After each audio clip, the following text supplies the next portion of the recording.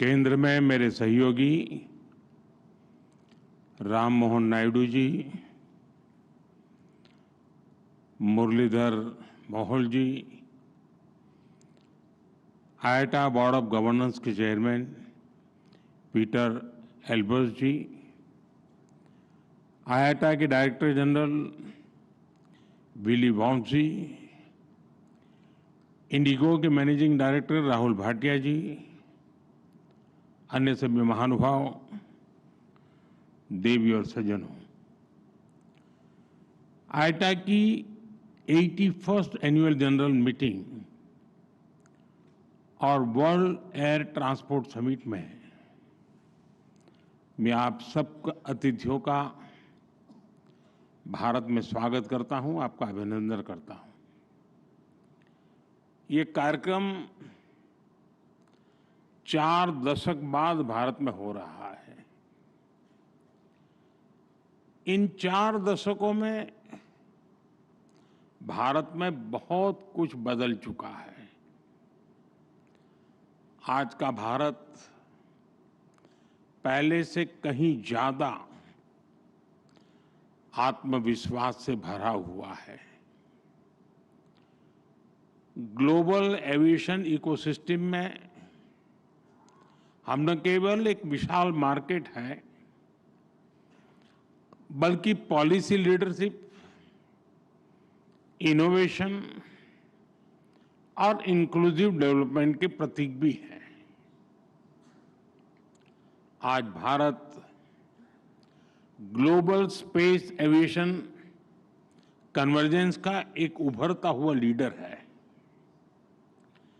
पिछले 1 दशक में भारत की सिविल एविएशन सेक्टर में ऐतिहासिक उड़ान से आप सब भली भांति परिचित हैं। साथियों, ये समिट, ये डायलॉग एविएशन के साथ ही ग्लोबल कोऑपरेशन, क्लाइमेट कमिटमेंट्स और इक्विटेबल ग्रोथ के शेयर्ड एजेंडा को आगे बढ़ाने का एक माध्यम भी है। इस समिट में आप जो चर्चा कर रहे हैं, उससे ग्लोबल एविएशन को नई दिशा मिलेगी। मुझे विश्वास है हम इस सेक्टर की इन्फिनिट पॉसिबिलिटीज को टैप कर पाएंगे, उन्हें और बेहतर ढंग से यूटिलाइज कर पाएंगे। फ्रेंड्स, आज हम सैकड़ों किलोमीटर की दूरी, इंटरकॉन्टिनेंटल जर्नी केवल कुछ घंटों में तय कर लेते हैं, लेकिन 21st सेंचुरी की दुनिया के सपने हमारी इन्फिनिट इमेजिनेशन रुकी नहीं है। आज इनोवेशन और टेक्नोलॉजी अपग्रेडेशन की स्पीड पहले से भी कहीं तेज है, और हमारी स्पीड जितनी तेज हुई है, हमने उतनी ही डिस्टेंट डेस्टिनेशन को अपनी डेस्टिनी बनाया है। आज हम एक ऐसे मुकाम पर खड़े हैं जहां हमारे ट्रैवल प्लान केवल धरती के शहरों तक सीमित नहीं है। इंसान आज स्पेस फ्लाइट्स और इंटरप्लेनेटरी यात्राओं को भी कमर्शलाइज करने, उसे सिविल एविएशन के लिए खोलने के सपने देख रहा है। ये बात सही है कि इसमें अभी समय है, लेकिन ये बताता है कि आने वाले समय में एविएशन सेक्टर कितने बड़े ट्रांसफॉर्मेशन और इनोवेशन का केंद्र बनने वाला है। भारत इन सभी संभावनाओं के लिए तैयार है। मैं इसका आधार भारत में 3 मजबूत पिलर्स के कारण बता रहा हूं। पहला, भारत के पास मार्केट है। ये मार्केट मात्र कंज्यूमर्स का समूह नहीं है, ये भारत की एस्पिरेशनल सोसाइटी का प्रतिबिंब है। दूसरा, टेक्नोलॉजी और इनोवेशन के लिए हमारे पास डेमोग्राफी, और टैलेंट है। हमारे युवा नए दौर के इनोवेटर्स हैं जो आर्टिफिशियल इंटेलिजेंस, रोबोटिक्स और क्लीन एनर्जी जैसे क्षेत्रों में ब्रेक थ्रू ला रहे हैं।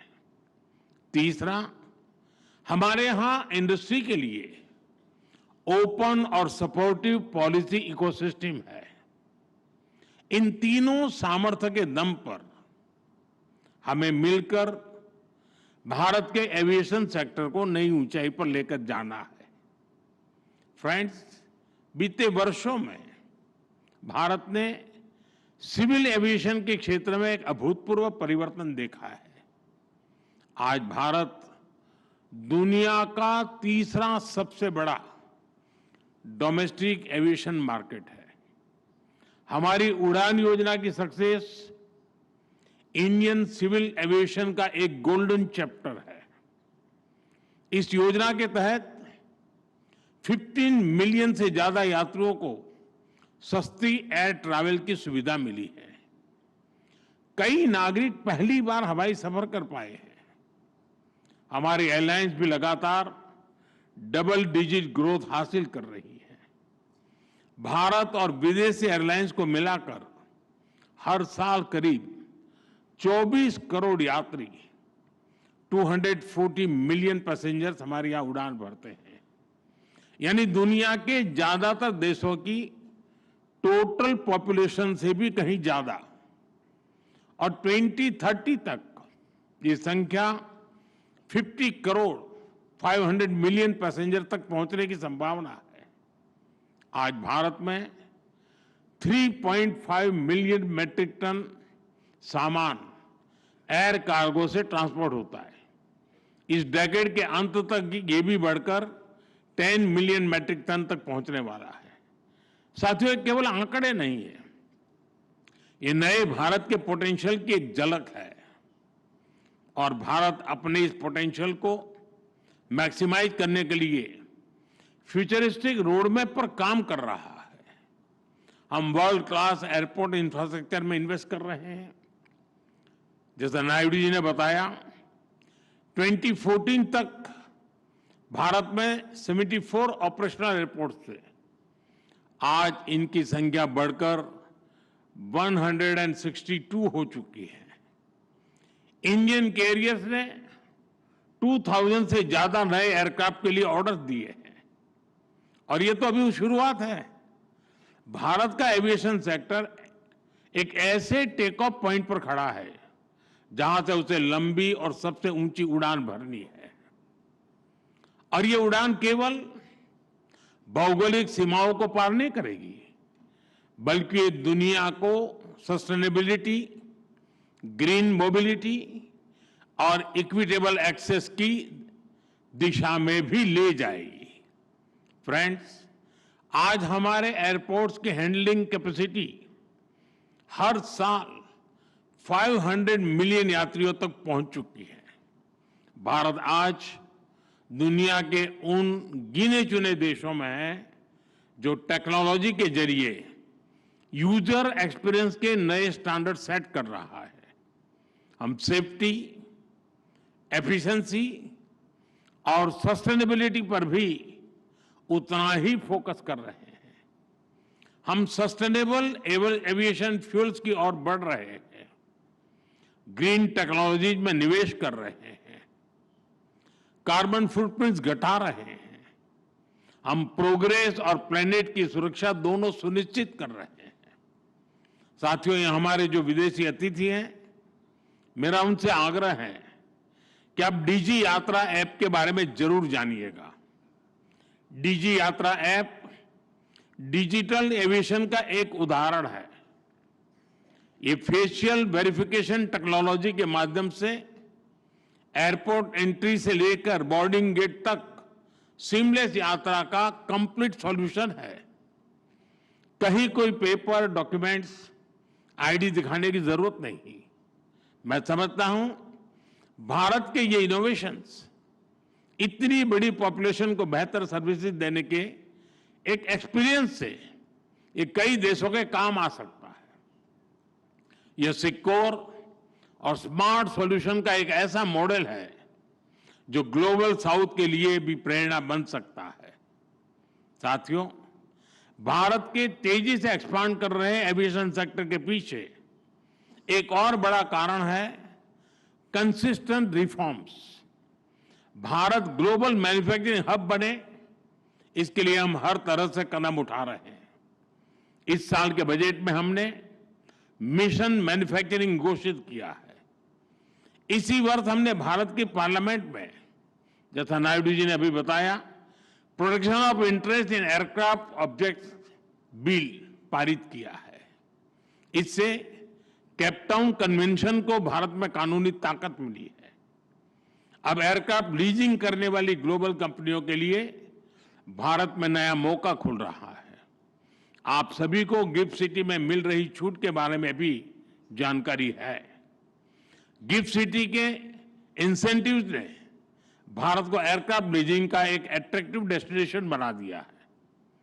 साथियों, नया भारतीय वायुयान अधिनियम हमारे एविएशन कानूनों को ग्लोबल बेस्ट प्रैक्टिसेस के अनुरूप बना रहा है। यानी भारत में एविएशन सेक्टर के कानून सहज है, नियमों में सहूलियत है और टैक्स स्ट्रक्चर सरल है। इसलिए दुनिया की बड़ी एविएशन कंपनियों के लिए भी भारत में निवेश के लिए एक बेहतरीन अवसर है।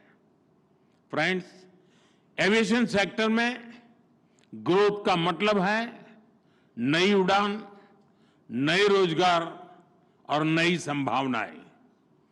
एविएशन सेक्टर में pilots, crew, engineers, ground staff सभी के लिए नए मौके बने हैं।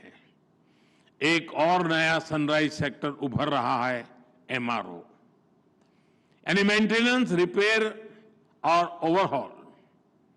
हमारी नई एमआरओ पॉलिसी से भारत को एयरक्राफ्ट मेंटेनेंस का ग्लोबल हब बना के इस दिशा में तेजी आई है। 2014 में भारत में 96 एमआरओ फैसिलिटीज थी। आज इनकी संख्या 154 हो चुकी है। 100% FDI under automatic rule, GST में कटौती, टैक्स रेशनलाइजेशन, ऐसे कदमों ने एमआरओ सेक्टर को नई ऊर्जा दी है। अब हमारा लक्ष्य है 2030 तक भारत को $4 बिलियन का एमआरओ हब बनाना। साथियों, हम चाहते हैं कि दुनिया भारत को सिर्फ एक एविएशन मार्केट नहीं, बल्कि एक वैल्यू चेन लीडर के रूप में भी देखें।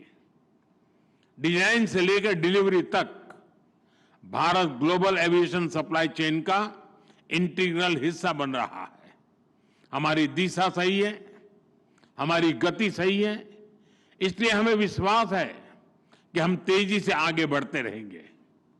मेरा आग्रह है, मेक इन इंडिया के साथ सभी एविएशन कंपनियां डिजाइन इंडिया भी करें। साथियों, भारत के एविएशन सेक्टर का एक और मजबूत पक्ष है उसका इंक्लूसिव मॉडल।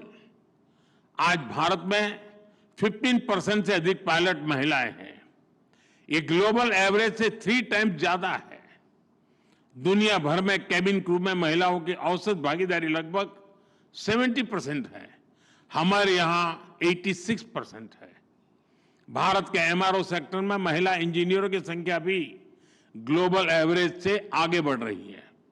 साथियों, आज एविएशन सेक्टर का एक और की कंपोनेंट ड्रोन टेक्नोलॉजी है। भारत ड्रोन टेक्नोलॉजी को टेक्नोलॉजिकल एडवांसमेंट के लिए इस्तेमाल कर रहा है। साथ ही हमने इसे फाइनेंशियल और सोशल इंक्लूजन का एक टूल बनाया है। ड्रोन के जरिए हम महिलाओं के सेल्फ हेल्प ग्रुप्स को एम्पावर कर रहे हैं। इससे खेती में, डिलीवरी में, सर्विसेज में महिलाओं की भागीदारी बढ़ी है। साथियों, एविएशन में सुरक्षा को हमने हमेशा टॉप प्रायोरिटी पर रखा है। आईकाओ के ग्लोबल स्टैंडर्ड से भारत ने अपने नियमों को अलाइन किया है। हाल ही में आईकाओ की सेफ्टी ऑडिट ने हमारे प्रयासों को सराहा है। एशिया पैसिफिक मिनिस्ट्रियल कॉन्फ्रेंस में दिल्ली डेक्लेरेशन एडॉप्ट होना भारत के कमिटमेंट का प्रमाण है। भारत हमेशा ओपन स्काईज और ग्लोबल कनेक्टिविटी के समर्थन में खड़ा रहा है। हम शिकागो कन्वेंशन के सिद्धांतों का समर्थन करते हैं। आइए हम मिलकर एक ऐसा फ्यूचर बनाएं जहां हवाई यात्रा सभी के लिए एक्सेसिबल, अफोर्डेबल और सिक्योर हो। मुझे विश्वास है कि आप सभी एविएशन सेक्टर को नई ऊंचाई पर ले जाने के नए समाधान निकालेंगे। मैं आपको अनेक अनेक शुभकामनाएं देता हूं। बहुत बहुत धन्यवाद।